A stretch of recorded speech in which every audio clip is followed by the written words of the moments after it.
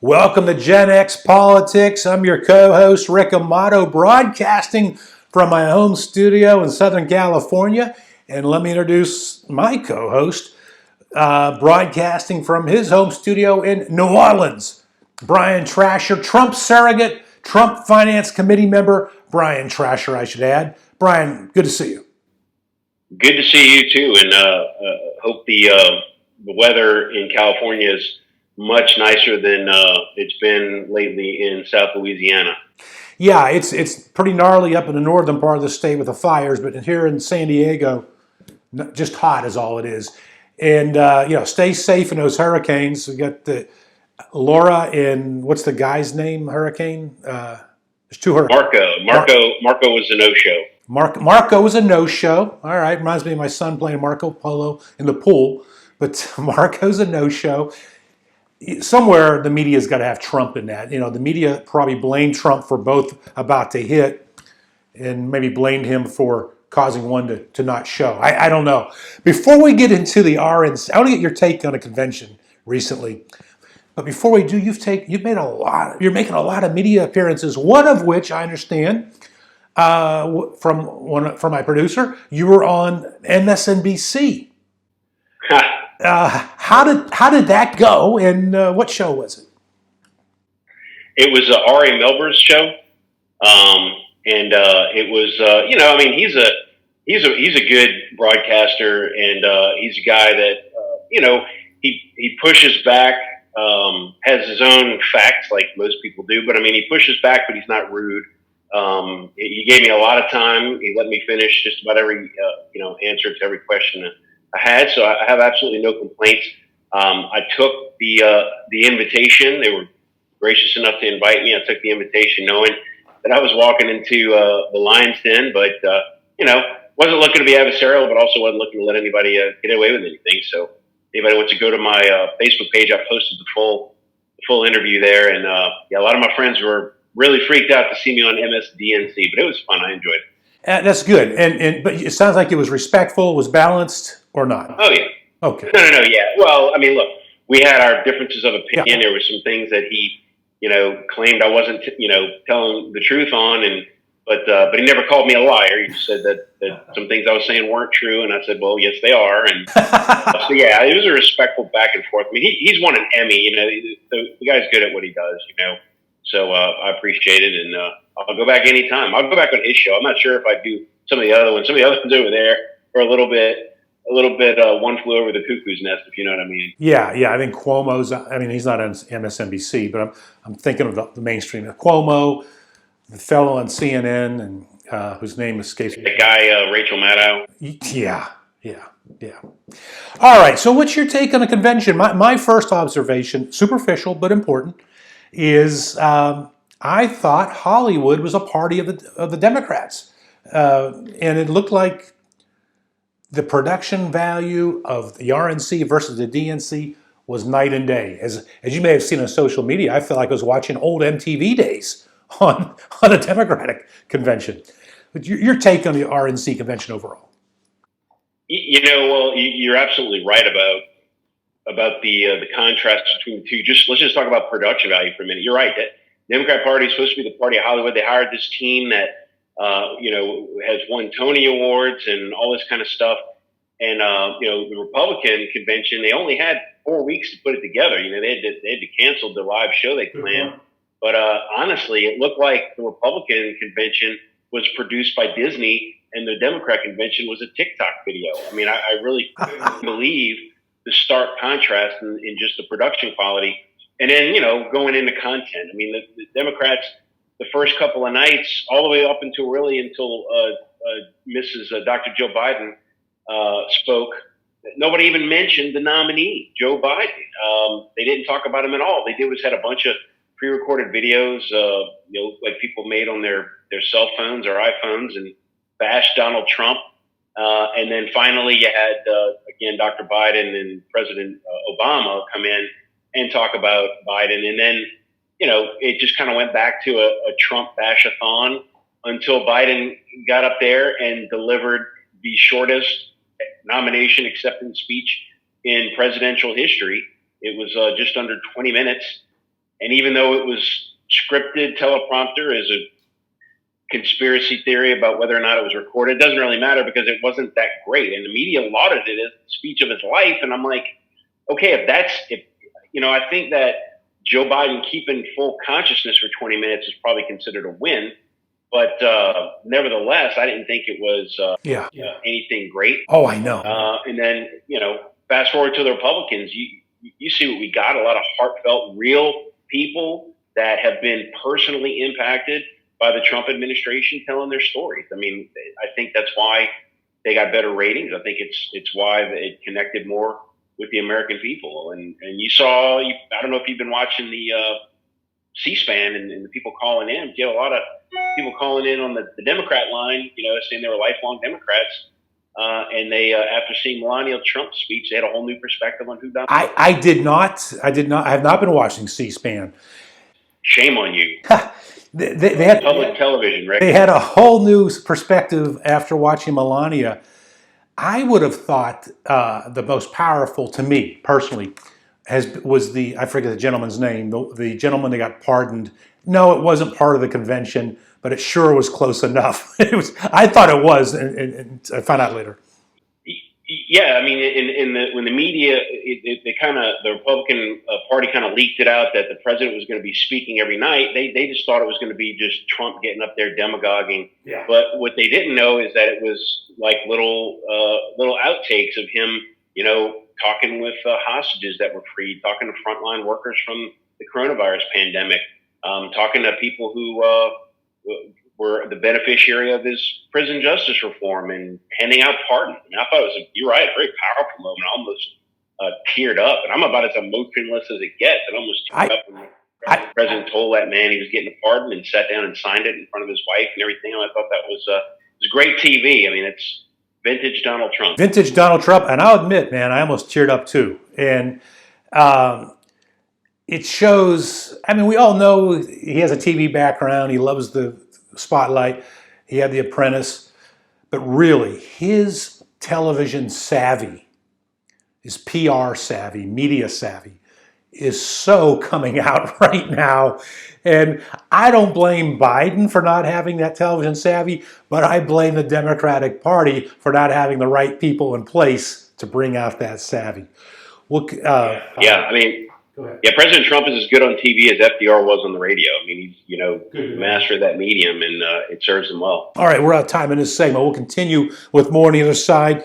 My co-host, Brian Trascher, Trump Surrogate, Trump Finance Committee member. I'm Rick Amato. This is GenX Politics, and we're following the results of giving our opinions on the recent RNC convention versus the DNC convention. Back after this.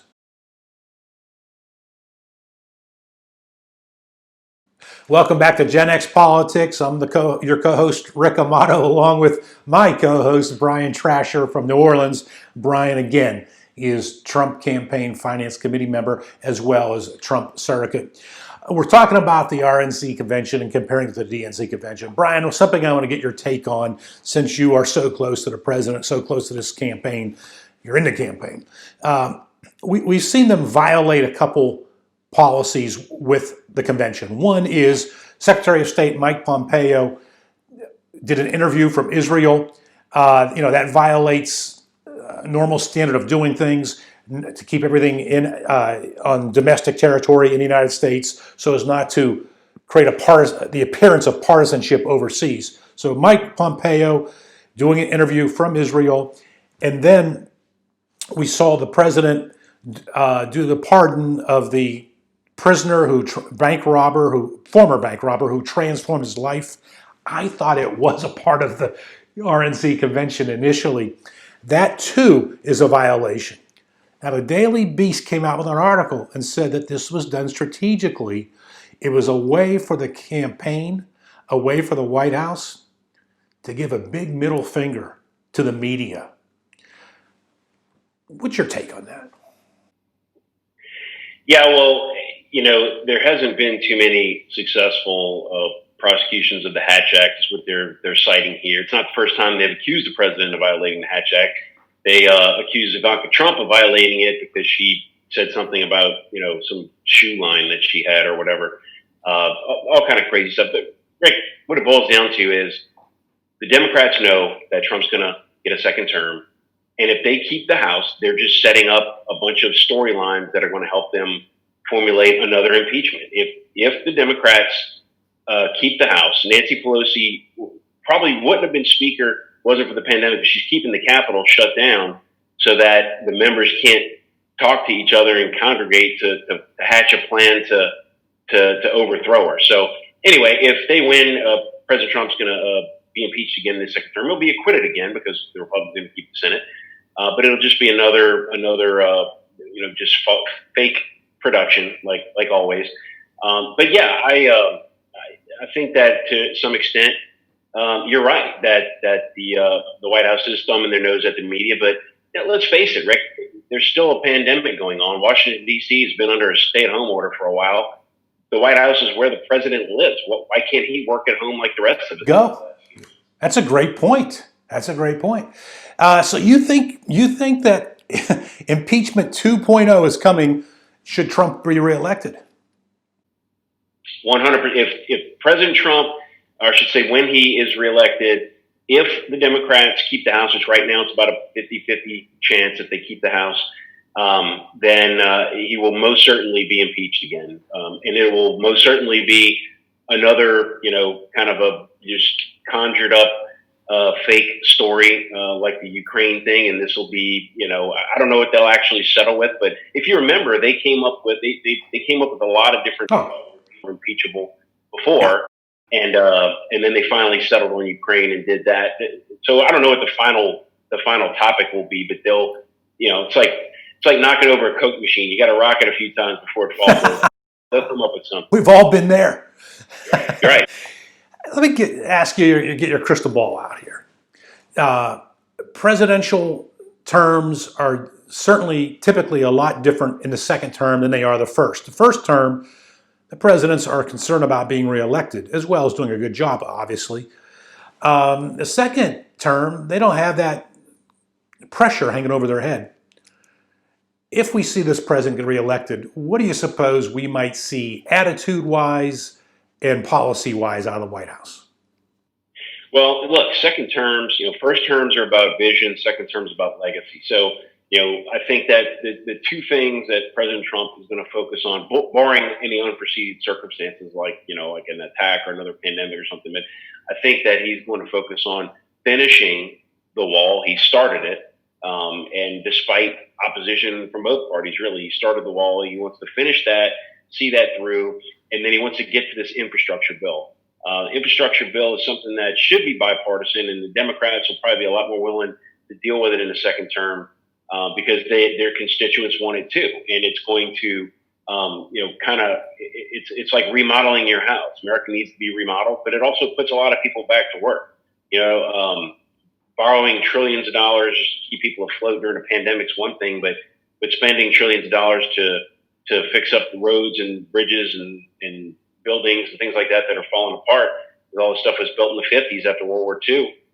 It's just something we have to do as a country, and it's going to put people to work and give us another economic boom, and it's going to set up the next president, the post Donald Trump president, whoever that may be. It's going to set them up pretty nicely to take over a prosperous and peaceful country. And I'm just interested in your take on a few items. It's obviously been an erratic 4 years. When I say erratic, I'm really referring to the attacks from the media on this president, constant, nonstop. I'm impressed, political ideology aside, I'm impressed on how he maintains his presence. But I'm also impressed with the stability of Mike Pence, Vice President Mike Pence. Nothing ever changes. What's your thoughts on Mike Pence? Yeah, he's just been the most loyal, steady soldier in Donald Trump's entire orbit since he was chosen as his running mate. Rick, there's a lot of people that came and went in the campaign. The president changed his campaign manager a couple times in the first campaign. He's already done it once in this campaign. People have come and gone in his cabinet. People have come and gone in the West Wing. But Mike Pence has been that steady rock. He's he's unshakable, and I know he has the president's full confidence, and Mike Pence could not be a kind of more of an opposite guy personality wise than Donald Trump, but it's just they're kind of yin and yang, and kind of like Melania, showcases like the softer, better angel side of the president. I think Mike Pence is like his just his rock. It's amazing. And Mike Pence has a lot more political experience, and never loses his cool.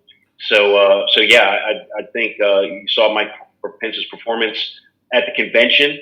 There was a lot of talk about whether he's going to get replaced on the ticket. That obviously was never a real thing, and it's not going to be a real thing. He'll be vice president for another 4 years, and then we'll see what happens after. That was my next question. We're down to less than 30 seconds. If Trump wins in 2000 here in November, do you think Pence runs as president in 2024? Oh, I think he definitely runs. It would be an interesting primary because there'll be a lot of challengers. Yeah, I think there's no question that Mike Pence runs. Why not? Why not? Why not? All right. Brian Trascher, it's been an interesting week that just went by with the convention, and things, we're headed into September. Things are about to heat up here between now and Election Day. So right. Our viewers here at GenX Politics should be getting a lot of good information on this show, particularly from you as an insider on the campaign trail. Any final comments? Yeah, well, we're crossing that magical post-Labor Day line where Americans typically start paying attention to elections. I still, again, I don't believe that there's a lot of undecided voters. I think that people are with the president, with him, against him, or against him. But, we just recently saw a CBS poll showing the president up by 10 points among independents. And I think the internals are closer to around 13, 14. So that's a good sign. I think that's the ballgame. It's a huge sign. Yeah. The president, surpasses electoral vote from 2016. All right. All right. For Brian Trascher, I'm Rick Amato. That's our show. Thank you for watching GenX Politics.